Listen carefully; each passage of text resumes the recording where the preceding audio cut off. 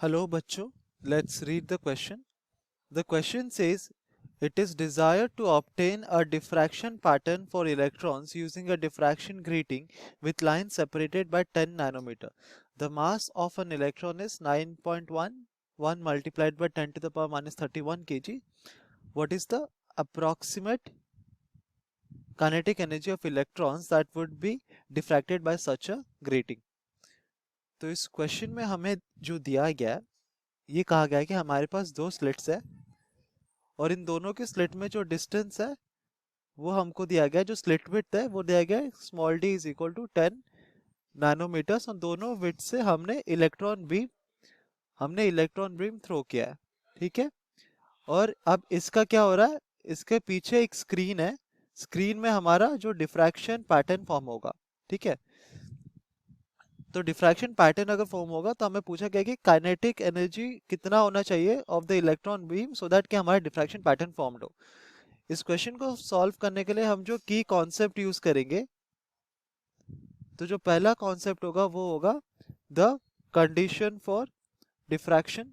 तो हम लिखेंगे पहले the condition for diffraction pattern to be formed, और जो सेकंड हम कॉन्सेप्ट यूज करेंगे वो होगा हमारा concept of de Broglie wavelength. तो इन दोनों कॉन्सेप्ट का यूज करके हम इस क्वेश्चन को सॉल्व करेंगे। तो जो पहला कॉन्सेप्ट हम यूज करते हैं, तो हमें क्वेश्चन में दिया गया है कि हमारे पास दो स्लिट्स है जिसके थ्रू हमने इलेक्ट्रॉन बीम हमने शूट किया है और इन दोनों के बीच का जो डिस्टेंस है वो दिया गया है 10 नैनोमीटर। तो हमें पता है कि, तो हम यहाँ पे लिख सकते हैं for diffraction pattern to be form. अगर हमको एक डिफ्रैक्शन पैटर्न फॉर्म करना है तो हम यहाँ पे लिख देते हैं for diffraction pattern to be formed, जो हमारा कंडीशन सेटिस्फाई होना चाहिए वो होता है जो स्लिट विड्थ होता है that should be comparable to the wavelength of the incident light. तो हमें, क्योंकि अगर स्लिट विड्थ ऑलरेडी दिया गया है तो हम कह सकते हैं कि हमारा wavelength of the incoming electric beam जो होगा वो कितना होगा, it should be equal to the slit width. तो स्लिट विड्थ दिया गया 10 नैनोमीटर, तो ये जगह 10 multiplied by 10 to the power minus of 9 nanometre. तो हम कंसिडर मीटर, तो ये हम कंसिडर करते हैं कि ये हमारा जो इंसिडेंट इलेक्ट्रॉन बीम है उसका वेवलेंथ हमने ये ले लिया है। अभी डी ब्रॉगली वेवलेंथ हमें क्या कहता है कि अगर हमारे पास एक पार्टिकल है तो ये पार्टिकल का डुअल नेचर होता है, it acts as a particle as well as a wave, और ये हमको दिया गया है by the de Broglie wave equation, जो होता है कि lambda is equal to h by p. तो लैम्डा क्या होता है, वो एक वेव का कैरेक्टरिस्टिक होता है, और मोमेंटम जो पी होता है वो एक पार्टिकल का कैरेक्टरिस्टिक होता है। तो हम देख सकते हैं कि डी ब्रॉगली इक्वेशन जो होता है वो हमारा पार्टिकल नेचर और वेव नेचर को वो हमारा अलाइन करता है। तो इसको हम लिख सकते हैं lambda is equal to h divided by p. क्या होता है, पी होता है मोमेंटम। तो अगर हम मोमेंटम को in terms of kinetic energy लिखें तो we know that kinetic energy जो एक पार्टिकल का होता है वो कितना होता है, काइनेटिक एनर्जी वो होता है simply half m v square.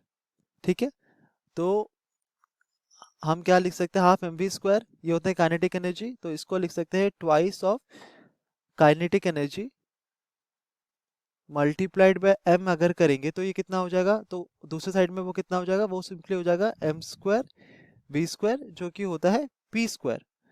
तो हम पी की जगह पे क्या लिख सकते हैं, h by root over of 2m times kinetic energy. यहाँ पर हम इसको अच्छे से लिखते थे, lambda is equal to simply Planck's constant divided by 2 mass of electron multiplied by kinetic energy of the electron whole का रूट ओवर। तो अगर हम दोनों साइड्स को स्क्वायर करेंगे तो हमको मिलेगा lambda square is simply equal to h square divided by 2 me kinetic energy. और हमको क्वेश्चन में क्या पूछा गया, अगर हमारा डिफ्रैक्शन पैटर्न फॉर्म्ड हो रहा है तो हमको उसका काइनेटिक एनर्जी निकालना है। तो सिंपली इसमें से क्या हो जाएगा, kinetic energy is equal to h square divided by 2 me lambda square.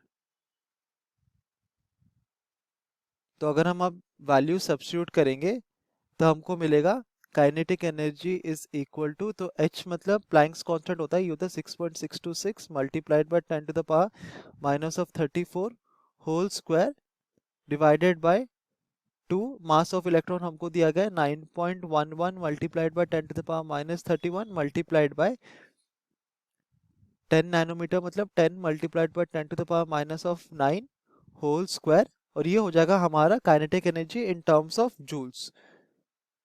तो अगर इस कैलकुलेशन को हम करेंगे तो हमको मिलेगा kinetic energy simply equal to 0.0241 multiplied by 10 to the power minus of 19 joules.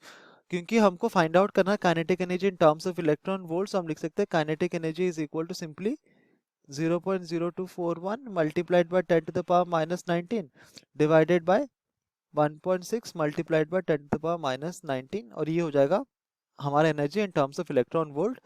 सो ये दोनों कैंसिल हो जाएगा और हमको फाइनल वैल्यू मिलता है 1.5 multiplied by 10 to the power minus of 2 electron volt. तो ये होगा हमारा kinetic energy of the incident electron beam, जिसकी वजह से हमारा डिफ्रैक्शन पैटर्न फॉर्म्ड होगा।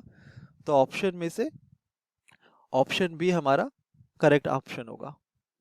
Hope you understood it well, best of luck.